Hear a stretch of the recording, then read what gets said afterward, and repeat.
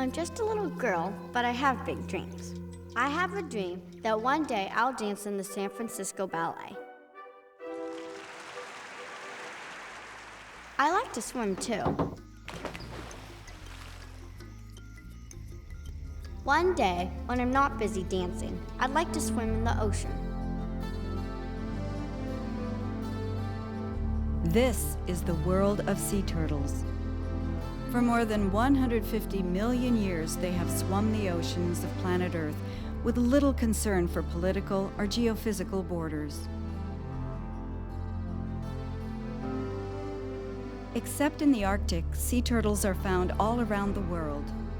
For many of us, they represent the rich biodiversity of our planet. All of the 7 species of sea turtles are endangered. They are in danger of becoming extinct in the near future and are listed as such under the Convention on International Trade in Endangered Species. Their struggle to survive represents the struggle of marine life worldwide.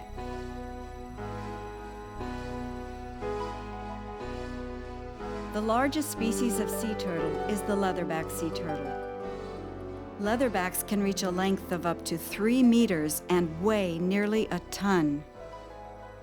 They can dive to 1,500 meters and stay down for more than 30 minutes on a single dive.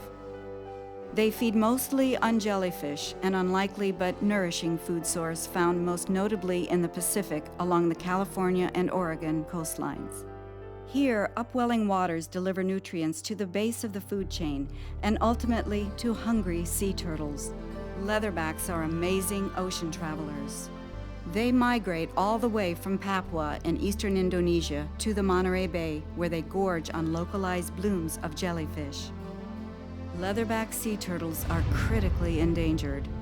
Under this CITES designation, they are at extremely high risk of becoming extinct in the near future. In only 25 years, the global population of leatherback sea turtles has decreased by 95%. It appears that the Pacific population is crashing. Dr. Peter Dutton has developed an ingenious way of tracking leatherbacks as they migrate all the way across the Pacific Ocean.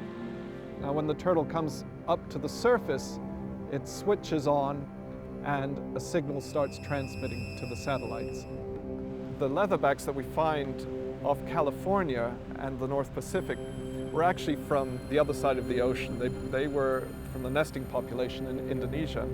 The populations in Malaysia are basically extinct. They've gone from thousands of turtles that nested every year to just a handful that try and nest. In Mexico and Costa Rica, a similar thing has happened. Those populations have collapsed, although there are several hundred that still nest in there.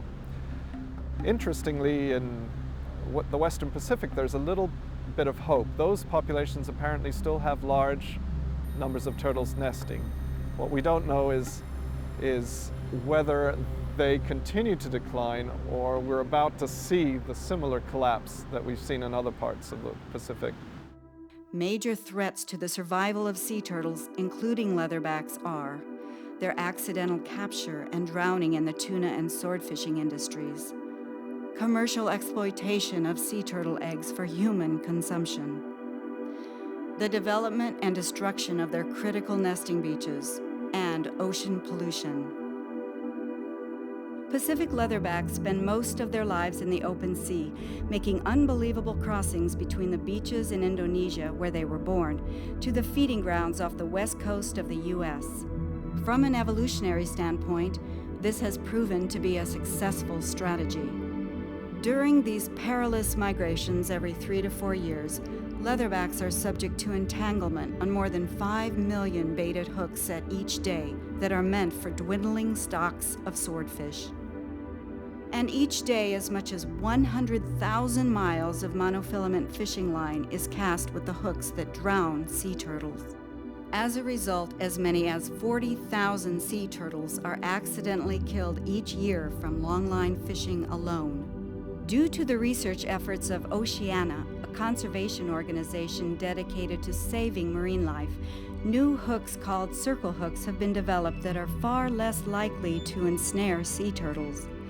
Getting the existing longline fishery to change over to circle hooks is, unfortunately, a slow process, at least on a voluntary basis.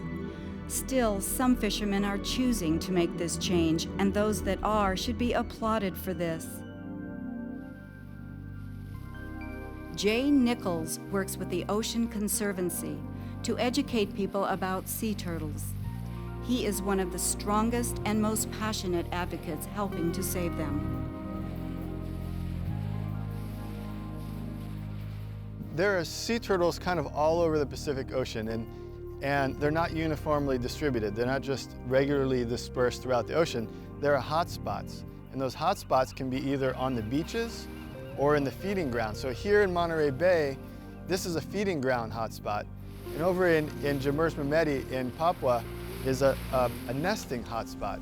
These turtles are migrating all the way from the other side of the Pacific from these nesting beaches over to the feeding area hotspots. So it's very important that we protect these hotspots, both the nesting beaches like Jamersmameti, which is one of the top nesting beaches for leatherbacks in the Pacific, and their feeding areas, places like the Monterey Bay, where the jellyfish are abundant and the turtles swim thousands of miles to get to. It's important that the feeding habitat, the nursery areas where these turtles feed and grow, and the nesting beaches where the eggs are laid, where they reproduce and where the hatchlings begin their life.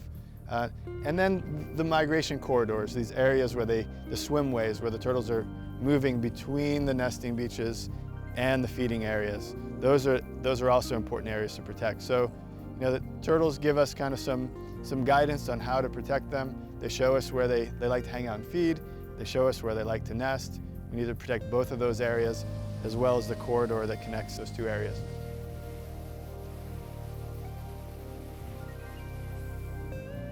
Protecting the sea turtle nesting beaches is critically important. It's one of the most important things that we need to do to make sure sea turtles are around. They just need places where they can go and lay their eggs that are undisturbed, that are quiet, that don't have a lot of lighting.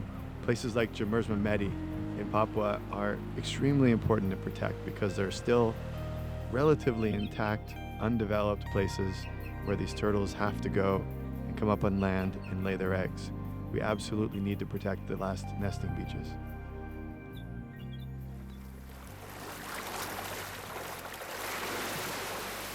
For a month or two each summer on a 14-mile-long beach called Jamersmameti, female leatherbacks finish their 6,000-mile migration by hauling out to lay their eggs. She hauls herself up beyond the high tide line where she'll use her paddle-like fins to excavate a nest. The struggle to dig the nest lasts for several hours, through the middle of the night and into the early morning hours.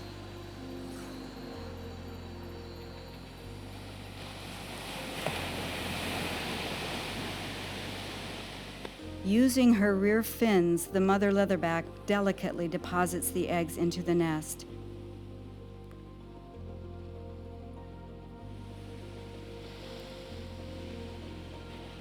Next, she will carefully cover them with a protective layer of sand. Once the egg laying is underway, researchers can begin their vital work. Jan Manuputty works for the World Wildlife Fund in Indonesia. On this July evening, with the help of local volunteers, Jan has located a 1,000-pound female in the process of nesting. Once she starts to lay her eggs, he can begin the process of sampling for DNA and scan for a pit tag. The pit tag is a magnetic tag with a barcode placed just under the skin. On the code is vital biometric information that scientists like Jan sample for. Information concerning biometrics and geographic data help to further the pool of knowledge that scientists use as they try and save the species. With her duty to her offspring fulfilled, the mother leatherback struggles back to the sea. Like a ghost, she disappears into the sea. Perhaps she will survive her perilous journey back to the feeding grounds in California. Perhaps she won't. Back in California, 5th graders are taught about sea turtles and their ways. I want to welcome everybody to a program on sea turtles. We're going to talk today about... It's pretty incredible to have leatherback sea turtles come just to our bay, and I don't know, I think that they're just really amazing animals, and I'd really be upset if they were to go extinct before I could see one. If they go extinct before I get out of high school, I'm probably not going to be able to see them in person, and I'd love to do that. What I've seen is beautiful creatures that were there during the dinosaur times. They don't deserve to go out just because another species decides that they're gonna fish and they want their hotels. I'd feel really sad, because then we wouldn't be able to see these beautiful creatures anymore, and that'd just be horrible, and I've always wanted to see one, so I hope that we could. I think it's not that fair. I think they should get a chance at life. I think that it would be wonderful if we could keep the leatherback sea turtles from going extinct, ever. I really want my kids to live in a world that's full of beautiful animals, that has sea turtles, has leatherback sea turtles. When they see animals like sea turtles, they're happy, they're inspired, they love life, and I want that to be the case for all kids, for all kids all over the world, to be inspired by these animals and to enjoy them the way that I have. I don't really know where sea turtles swim, but I do want to swim with one day.